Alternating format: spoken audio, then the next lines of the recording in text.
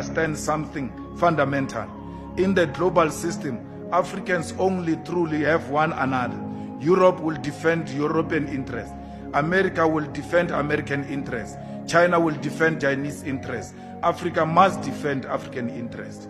Fellow Africans, the dream of Africa, of a united Africa, is not impossible. It is possible to establish a common African currency in the future. It is possible to build integrated rail and transport system from Cape to Cairo.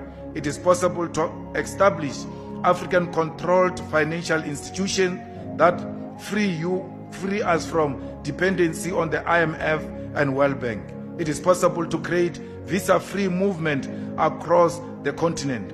It is possible to create universities that lead the world into science and medicine. It is possible to create a borderless Africa like Africa was before the Berlin Conference. What is required is political courage, and the EFF remains committed to the total liberation of Africa, not only from neo-colonial rule, but from economic exploitation, inequality, corruption, tribalism, and dependence.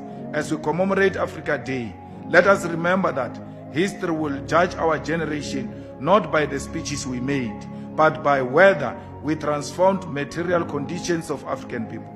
The task before us is clear: unite Africa, industrialize Africa, democratize Africa, defend Africa, liberate Africa economically.